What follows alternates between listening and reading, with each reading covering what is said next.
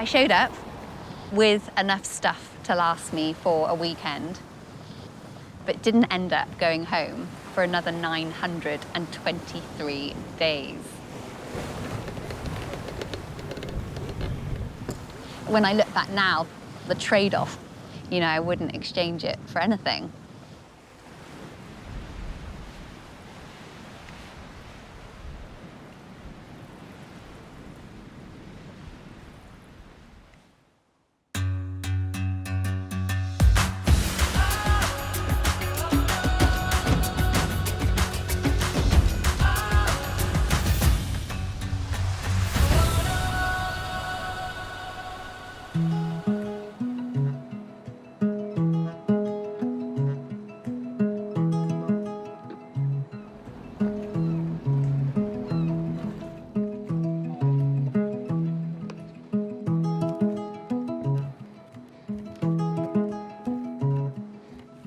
I'm Emily Penn. I'm a skipper and ocean advocate. I've spent the last 12 years sailing around the world studying plastic pollution in our ocean. I really loved maths and science, but also art and drawing and kind of being creative. So architecture seemed like the perfect career, and was set up for a new job in Melbourne when I finished my architecture degree at Cambridge. I decided I wanted to get to this new job, which was 14,000 miles away from where I was in the UK, but without taking an aeroplane. And that's when I came across this project called Earth Race. It was a boat running on 100% biofuel, so fuel had come from all sorts of renewable sources. And they were about to go around the world to visit 120 cities to talk to schools and politicians all about renewable energy and the environment. I wrote to the skipper and he asked me to join them for a weekend. And I thought at first that it was my ticket to Australia to get to this new job as an architect. But it ended up triggering an entirely new career I was never expecting to have.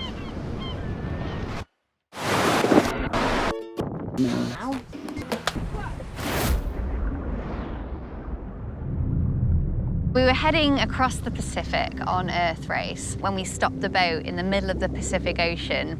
I found a toothbrush was floating by. Looked like it'd been in the ocean for a while. And then I saw a bottle top and more plastic all around me, and then hundreds of tiny fragments of plastic in between. We were 800 miles from nearest land. And yet there was this waste. That was the moment for me when I started thinking, this doesn't make any sense. There's no explanation for what's going on out here. And so that's what I wanted to start and find out. She reacted to what happened on that voyage, and there was this sort of epiphany. I really started to learn more about how the plastic was really affecting us, and the fact that it was breaking down into these tiny fragments, and that the fish that we were then catching were actually mistaking this plastic for food. If that plastic was getting into the fish, into the food chain, the same food chain that we are at the top of, then what might that mean for us and our own health? And this, for me, opened up a whole new series of questions. And that's when X-Expedition was born. X-Expedition is a series of all-women sailing voyages looking at plastic and toxic pollution. We set off in October 2019 to sail 38,000 nautical miles around the planet. So we've got 300 women from 50 nationalities joining us for this circumnavigation. The issue that we're tackling is marine plastic pollution. 8 million tons a year finds its way down streams, drains, rivers, and ultimately everything runs downhill to the ocean. Everybody ready? Yep. 1, 3. On each voyage, we might have a scientist, a filmmaker, a journalist, an artist, a teacher, a policymaker.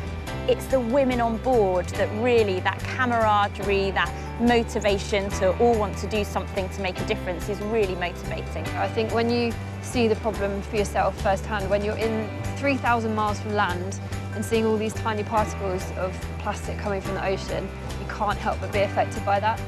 What we realise with tackling this plastics issue is that there's not one thing that we can do to solve the problem. The good news is there are hundreds of solutions, and they come from all different sectors of society. And therefore we need people from every angle working together to tackle this plastics issue.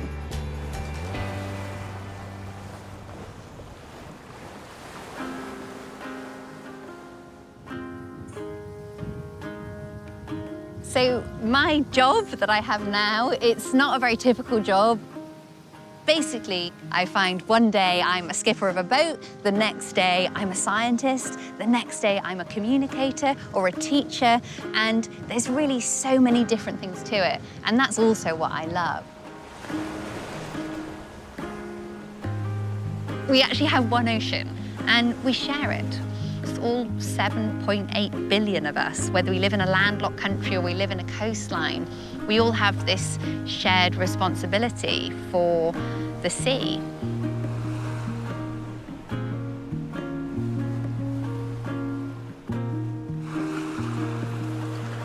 There were certainly moments when I look back where a lot of my friends who I graduated with were getting these hotshot jobs, and instead I'm out here picking up plastic, basically being a rubbish lady. And I shared this with my dad at one point. You know, maybe I should be actually back at home, moving on with my career. And I remember him saying to me, the point is, you're the one out there. You must be there for a reason.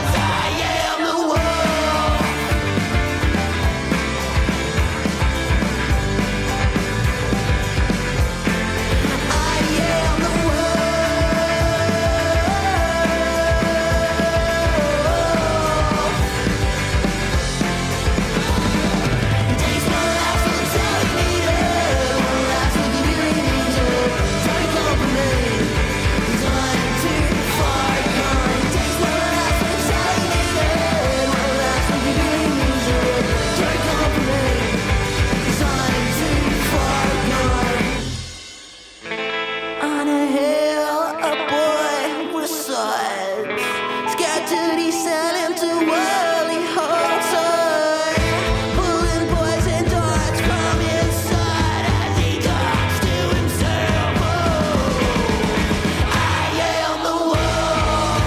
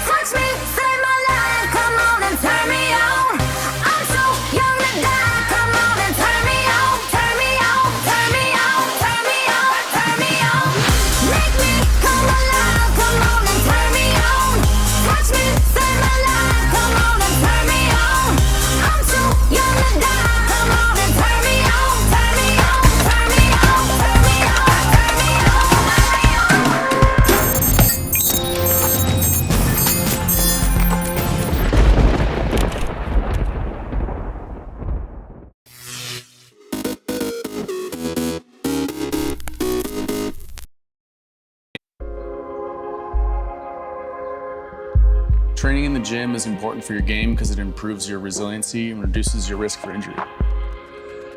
The moves translate to tennis because the game exists in 3 dimensions. You move forward, backwards, you move side to side. Sometimes it's quickly, sometimes it's slowly, but these moves are gonna help develop your ability to get to the ball faster. Hey, I'm Coach Dave. We are here at the Adidas gym. We're gonna take you through 6 exercises you can do off court to improve your tennis game. I've got Kofi here who's gonna help us demo the exercises. The first move is a squat jump. So with the squat jump, the goal is to develop explosive power that you can use up, down, side to side, front, back on the court. First, he's gonna start with his hands up to the sky.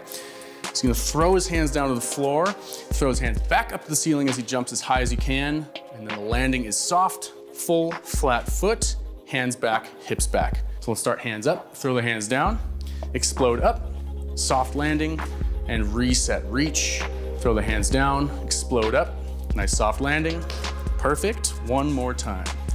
Down, explode up, soft landing, and that is the squat jump. This next move is sprint to back pedal. We're using lines, and if you don't have lines, I want you to set up cones 5 to 10 meters apart. You use this move to develop your ability to change direction forward, backward on the court. We're gonna start with Kofi in the athletic base stance. He's gonna sprint forward 3 steps, plant foot slightly turned in, and he's gonna backpedal hard and fast. Let's start athletic base position. Ready, sprint, plant, and backwards. This move is a continuous lateral bound. The goal is to develop explosive strength laterally, which will help you directly on the court. What I want you to do is spend as little time on the ground as possible, exploding laterally as far as possible. So Kofi's gonna start loading on the left leg. He's gonna bound to the right leg as far as he can and back to the left. Continuous, we're gonna do a few more reps. Soft landing to stop, and that's your continuous lateral bound. These next moves are called Ys, Ts, and Ws. We use them to develop upper back and shoulder strength. These are gonna help your tennis serve and your fore and backhand strokes.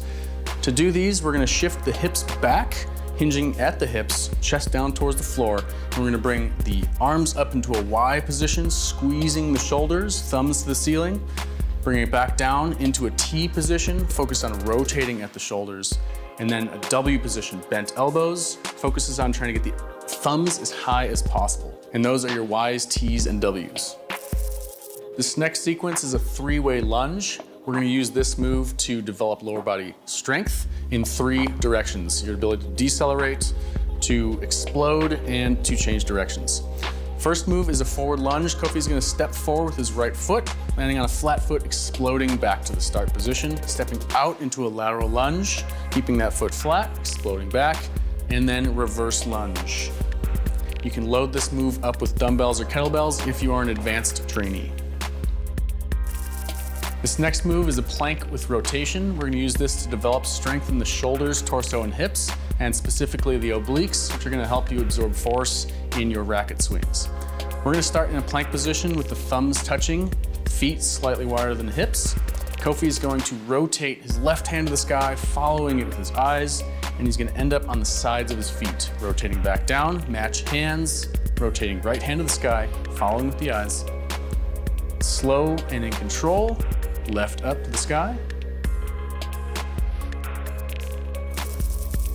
People should prepare their mind and body for training by recognizing that consistency is key and that you don't get everything from one workout, from one meal, from one night of sleep. It requires long-term commitment.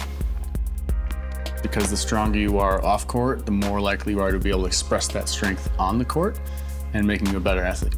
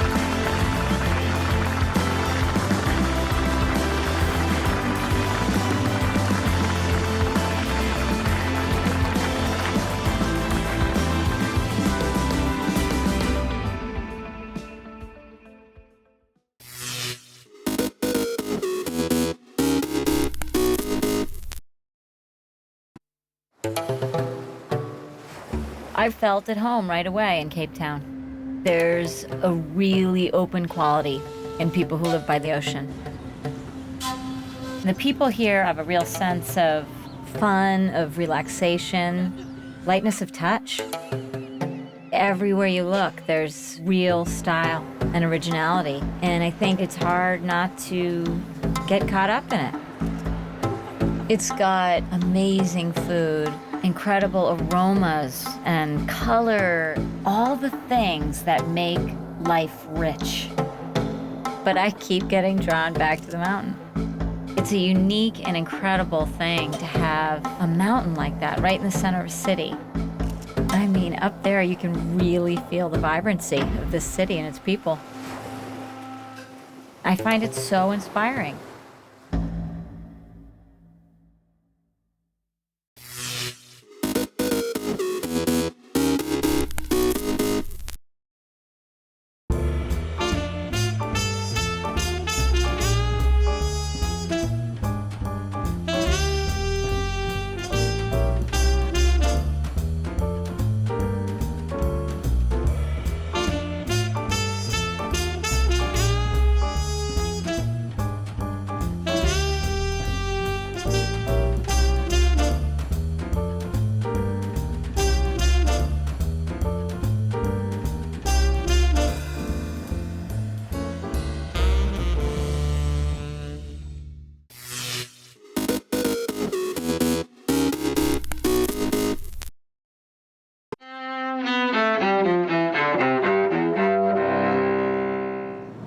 August 19th, 1991.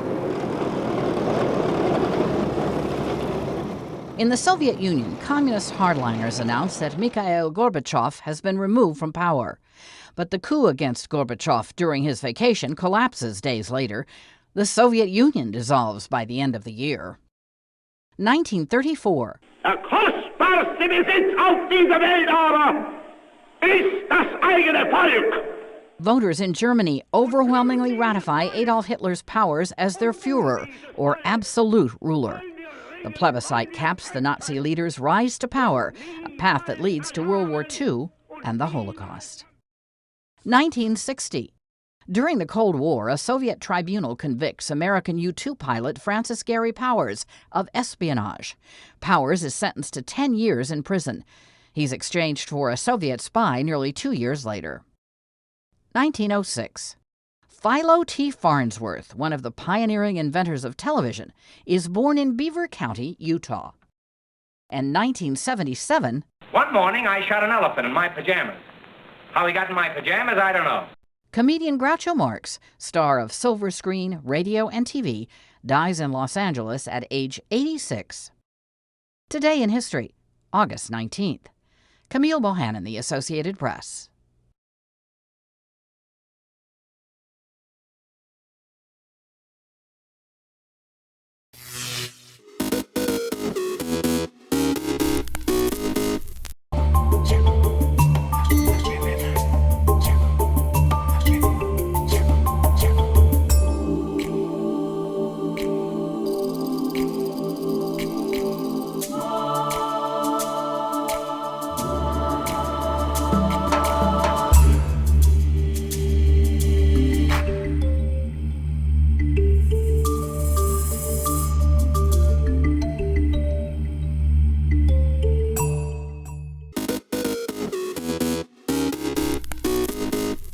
Welcome back in our studio, and in today's news,